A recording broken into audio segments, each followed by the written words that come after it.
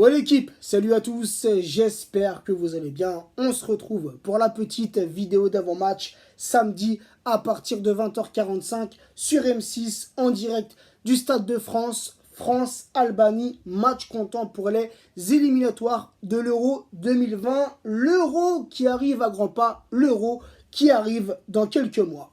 Les 5 derniers matchs, toutes compétitions confondues entre ces deux nations, 3 victoires pour l'équipe de France, un match nul, une victoire de l'Albanie. Et cette victoire, les amis, elle date du 13-06-2015. C'était lors d'un match amical. L'Albanie s'était imposée à domicile 1-0. L'Albanie, sur leurs 20 derniers matchs, toutes compétitions confondues, 7 victoires, 2 nuls pour 11 défaites. Côté français, sur nos 20 derniers matchs, toutes compétitions confondues, c'est plutôt pas mal. 14 victoires, 4 nuls pour 2 défaites. Lors de leur dernier match, l'Albanie réceptionnait la Moldavie à domicile, victoire 2-0 des Albanais. L'Andorre réceptionnait l'équipe de France, victoire française à l'extérieur, 0-4.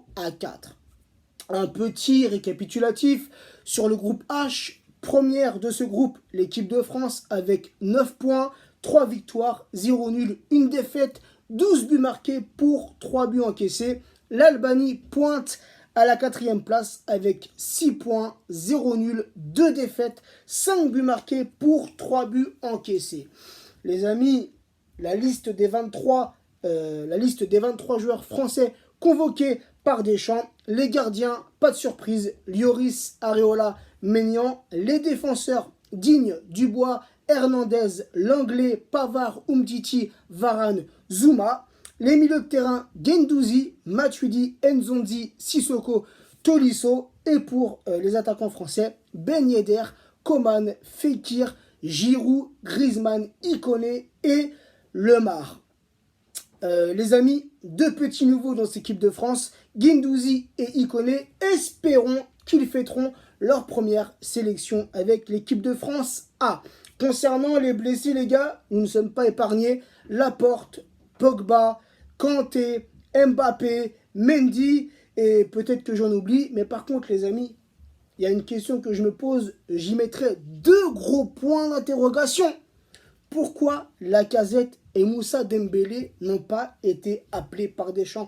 2 joueurs qui ont très bien commencé cette nouvelle saison avec leurs clubs respectifs. Les amis, la petite compo française que je mettrai dans ce match, le 4-2-3-1, Lloris dans les cages françaises, Pavard latéral droit, Hernandez latéral gauche, la charnière française Umtiti associé à Varane. Je mettrai les 2 milieux sentinelles Nzonzi associé à Matuidi, Griezmann dans ce rôle de numéro 10, Coman ailier côté droit, Ikoné ailier côté gauche, et je mettrai Giroud en pointe. Pourquoi les amis?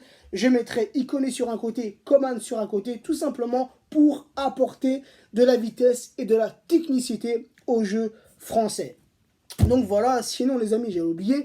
Mon petit prono pour samedi soir, c'est à la maison, c'est au Stade de France. Le Stade de France sera blindé, donc je pronostique une victoire française 3-0. Même si on n'a pas Mbappé, même si on n'a pas N'Golo Kanté, les amis, je pronostique cette victoire française 3-0. Un petit, un petit mot, les amis. Le mercato qui s'est terminé hier soir à minuit, et j'ai envie de vous dire, enfin, on peut souffler, enfin, on peut respirer tranquillement. Le mercato, les gars, ça devient un peu relou à force. Tu vois ce que je veux dire? Tous les jours, toutes les heures, tu as des infos, tu as des fake news. Ça t'envoie tel joueur dans tel club, tel joueur a dit oui, le club a dit non, ceci, cela. Bref, j'en passe les amis. Donc le mercato est terminé. Et moi, côté parisien les amis, je suis plutôt satisfait de ce mercato. 9 recrues côté parisien.